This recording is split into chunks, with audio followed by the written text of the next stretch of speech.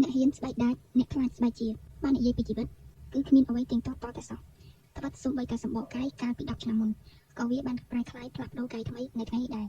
នៅក្នុងរាងកាយមនុស្សយើងគ្រប់គ្នាគឺគ្មានធម្មធាតុណាមួយដែលនៅនឹងថ្កល់នោះទេច្បាប់រំញ័រលើពីនេះជីវិតយើងក៏ពុំអាចរស់នៅដដែលដោយគ្មានការផ្លាស់ប្ដូរថ្មីដែររីកចំពោះខ្ញុំវិញពីមុនខ្ញុំជាអ្នកស្រែហើយខ្ញុំបន្តជីវិតដំណើរជីវិតជាអ្នកស្រែផងព្រមទាំងធ្លាប់បម្រើការងារនៅតាមអង្គការក្រៅរដ្ឋាភិបាលផងនិងរហូតដល់ពេលនេះអ្នកខ្លះចាត់ទុកខ្ញុំជាស្មេមួយជីវិតនេះខ្ញុំធុញទ្រាន់នឹងភាពដដែលរហូតកំណត់ជីវិតនេះថាគួរតែប្រែប្រួលខ្លះដោយគុំដដែលនេះជាច្បាប់សកលនៃជីវិតតែលើលោកយើងនេះគ្មានអ្វីដែលមិនប្រែប្រួលទេមានតែការប្រែប្រួលប៉ុណ្ណោះដែលមិនដែលប្រែប្រួលទៅណាសោះការផ្លាស់ប្ដូរដ៏តូចមួយវានឹងធ្វើឲ្យមានការផ្លាស់ប្ដូរដ៏ធំមួយនៅក្នុងអង្គភាពមួយបើមិនចេះច្នៃមិនចេះបត់ខ្លួនផ្លាស់ប្ដូរឲ្យទាន់កាលៈទេសៈនិងរបបទេគឺនឹងបរាជ័យការបរាជ័យក្នុងការប្រថុយប្រឋានដើម្បីការផ្លាស់ប្ដូរអ្វីមួយឲ្យល្អប្រសើរជាងមុនគឺវាប្រសើរជាងបរាជ័យដោយពុំបានធ្វើអ្វីសោះសុភាសិតខ្មែរពោលថាកំហុសរមែងមានដល់អ្នកធ្វើអ្នកនៅឥតអំពើបានអ្វីនឹងខុសក្នុងបរិបទសង្គមដែលរីកចម្រើនគេបានឲ្យនិយមន័យកំហុសស្មើនឹងមេរៀនតែក្នុងបរិបទខ្មែរយើងវិញបើខុសគឺខុសហើយទស្សនវិទូក្រិកបុរាណសូក្រាតបានឲ្យកំណត់តម្លៃជីវិតដែលមានន័យថាការពិសោធន៍នេះមានន័យថាមនុស្សរស់នៅត្រូវក្លាហានហ៊ានពិសោធន៍លើជីវិតខ្លួនឯងកុំខ្លាចកុំកំសាកកុំចាំតែថាដោយមិនព្រមធ្វើកុំចាំតែបន្ទុកអ្វីនៅខាងក្រៅខ្លួនដោយមិនព្រមប្រឹងខ្លួនឯងយើងត្រូវប្រើប្រាស់ជីវិតជាមួយនឹងសេចក្តីក្លាហានដ៏ត្រឹមត្រូវកាលៈទេសៈនិងដឹងពេលវេលាត្រូវក្លាហានបើកាលៈទេសៈមិនអំណោយផលសម្រាប់សេចក្តីក្លាហានរបស់យើងទេគឺយើងត្រូវចេះលះបង់ការលះបង់ត្រូវឈរលើប្រយោជន៍រួមត្រង់ចំណុចនេះខ្ញុំចង់ឆ្លុះបញ្ចាំងបន្តិចពីរឿងសង្គមយើងសម្បូរអ្នកចេះដឹងណាស់តែអ្នកខ្លះមិនសូវចេញមុខទេអ្នកខ្លះទៀតបែរជាហ៊ាននិយាយពីបញ្ហាសង្គមរបស់ប្រទេសជិតខាងប៉ុន្តែបែរជាខ្លាចរអាលាតត្រដាងនិយាយពាក្យពិតពីបញ្ហាសង្គមដែលខ្លួនកំពុងរស់នៅទៅវិញហើយមិនព្រមបើកយ៉ាងណូនបង្ហាញការពិតឲ្យយុវជនរៀនគិតពីចំណុចខ្លាំងចំណុចខ្សោយរបស់សង្គមទេអ្នកខ្លះទៀតគឺជាអ្នកបង្កាច់បង្ខូចសច្ចភាពសង្គមតែម្ដងក្បិតនិយាយបាតដៃក្នុងដៃនិងក្នុងដៃជាបាតដៃនេះជាវិបត្តិសង្គមបច្ចុប្បន្នមួយដែលក្នុងនាមជាយុវជនត្រូវដឹងត្រូវឆ្វេងយល់ដោយខ្លួនឯងនិងត្រូវរៀនធ្វើមនុស្សដែលចេះមើលឃើញចំណុចខ្មៅរបស់សង្គមចំណុចភ្លឺរបស់សង្គមនិងដំណោះស្រាយសម្រាប់សង្គមរីកចម្រើ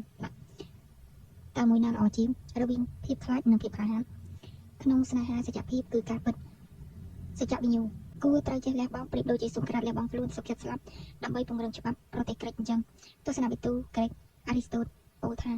ាសូមកុំកំសាន្តរហូតដល់រត់គេចពីគ្រប់គ្រោះថ្នាក់តែក៏សូមកុំក្លាហានរហូតដល់ធ្វើឲ្យយើងជួបគ្រោះថ្នាក់ដែរភាពក្លាហានដោយស្គាល់កលៈទេសៈគឺជាភាពឆ្លៀសវៃមួយប៉ុន្តែបើរងចាំកលៈទេសៈស័ក្តិសមរងចាំហើយរងចាំទៀតនៅតែមិនតដល់កលៈទេសៈស័ក្តិសមទេហើយស្ថិតក្នុងសភាពចាំបាច់បំផុតនោះគឺត្រូវការសេចក្តីក្លាហានប្រកបដោយស្មារតីលះបង់ខ្ពស់សង្គ្រោះប្រយោជន៍រួមមួយកុំស្លាប់ដូចពស់កុំរស់ដូចកង្កែបលើពីនេះទ្រឹស្ដីពុននិយមក៏បានលើកឡើងដែរថាភាពភ័យខ្លាចនឹងមិនមានដល់បុគ្គលដែលមានចិត្តមិនទៅទឹកជោគសើមដោយរោគៈឬទោសៈប្រទុសរាយហើយក៏មិនមានដល់បុគ្គលដែលមានសតិដឹងនៅបុណ្យបាបនោះឡើយខ្ញុំសូមបកស្រាយនៅទ្រឹស្ដីពុននិយមដោយសង្កត់ធ្ងន់ទៅលើពាក្យបុណ្យនិងពាក្យបាបត្រង់ចំណុចនេះគឺចង់បង្ហាញពីប្រយោជន៍ដែលត្រូវធ្វើហើយថាបុណ្យហើយការនៅស្ងៀមរងចាំស្លាប់ដោយមិនធ្វើអ្វីសោះគឺហៅថាបាបនេះជាគុណធម៌បណ្ឌិតជននិងអ្នកចេះដឹងតាមទស្សនៈខ្ញុំសេចក្តីក្លាហានវាគឺជាគុណធម៌មួយហើយសេចក្តីក្លាហានប្រកបទៅដោយស្មារតីលះបង់ខ្ពស់គឺជារិយាបថវីរបុរសខ្ញុំបានប្រឆាំងទស្សនៈរបស់វិទូបារាំងវ៉លតែរដែលលើកឡើងថាសេចក្តីក្លាហានគឺពុំមែនជាគុណធម៌ទេនៅក្នុងគោលសៀវភៅតូចមួយដែលនិយាយអំពីមហាគុណធម៌និងការប្រើប្រាស់ទស្សនវិជ្ជាសម្រាប់ជីវិតប្រចាំថ្ងៃបានលើកឡើងថាជនកំសាន្តមាននៅគ្រប់ទីកន្លែងហើយអ្នកសម្ដែងសេចក្តីក្លាហានក៏មាននៅគ្រប់ទីកន្លែងដូចគ្នាដែរសង្គមនីមួយៗតែមានអ្នកខ្លាចនិងអ្នកហ៊ានភាពខុសគ្នារវាងអ្នកខ្លាចនិងអ្នកហ៊ានគឺត្រង់ថាអ្នកហ៊ាន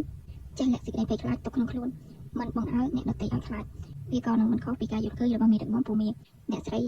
អ៊ុងសានស៊ូជីដែលថានរណាដែលមិនចេះខ្លាចនោះតែយើងត្រូវមានរបៀបគ្រប់គ្រងភាពភ័យខ្លាចនិងត្រូវចេះលាក់ភាពភ័យខ្លាចទុកពេលនិយាយពីរឿងបែបនេះវាធ្វើឲ្យខ្ញុំនឹកឃើញនៅការសន្ទនាមួយរបស់ខ្ញុំនិងអ៊ំប្រុសម្នាក់ដែលខ្ញុំគោរពបំផុតថ្ងៃមួយខ្ញុំបានជូនសៀវភៅដែលជាស្នាដៃរបស់ខ្ញុំទៅគាត់ហើយគាត់មានប្រសាសន៍ថាមួយពូកែទាំងនៅវ័យក្មេងហើយអ៊ំមិនចេះអ្វីទេព្រមទាំងគ្មានសមត្ថភាពអាចធ្វើបានដូចជាមួយឡើយពាក្យសម្ដីនេះធ្ងន់ណាស់សម្រាប់ខ្ញុំហើយធ្វើឲ្យខ្ញុំអាក់អន់ចិត្តបន្តិចខ្ញុំបណ្ដោយឲ្យគាត់មានប្រសាសន៍រហូតដល់ចប់ក្រោយមកខ្ញុំបានតបថាជំរាបប្រសាសន៍លោកអ៊ំក្នុងមួយជីវិតរបស់ខ្ញុំគោរពឲ្យតម្លៃមនុស្សចេះដឹងពីរប្រភេទមនុស្សចេះដឹងប្រភេទទី1ចំណេះដឹងដែលបំពាក់នៅសុជីវធម៌និងគុណធម៌និងទី2ការយកចំណេះដឹងទៅសាបព្រោះឲ្យកើតជាផ្លែផ្កាសម្រាប់សង្គមយកចំណេះដឹងទៅប្រ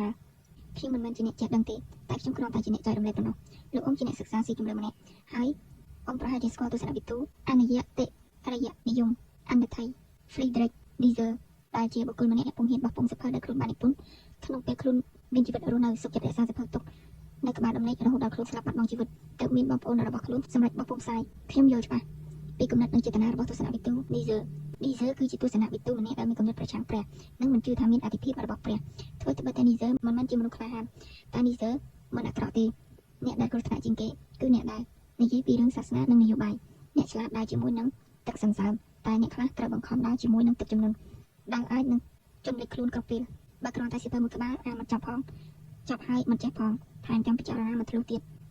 តើមានហេតុផលអ្វីតាមទាន់គំនិតអ្នកនយោបាយបើគ្មានសៀវភៅដែលបង្រៀនមនុស្សល្អឲ្យខ្លាយទៅជាមនុស្សរឹងមាំនិងខ្លាំងទេគឺមនុស្សអាក្រក់នឹងឈ្នះគ្រប់ពេលបើគ្មានសៀវភៅដែលបំផុសស្មារតីឲ្យមនុស្សគិតសង្គមទេគឺសង្គមនឹងកំព្រាអតិពឹងខ្ចាត់ប្រត់តាមយថាកម្មក្នុងដៃអ្នកនយោបាយទុច្ចរិតមិនបង្រៀនមនុស្សឲ្យចេះថែរក្សាសង្គមតែបែរជាបង្រៀនមនុស្សឲ្យបូមប្រយោជន៍ពីសង្គមវិញដល់យូរទៅគឺមានតែអ្នកបេះផ្លែតែគ្មានអ្នកដំថែបើដូច្នេះសង្គមនឹងរស់នៅស្គមរីងរៃរហូតដល់ថ្ងៃចុងក្រោយ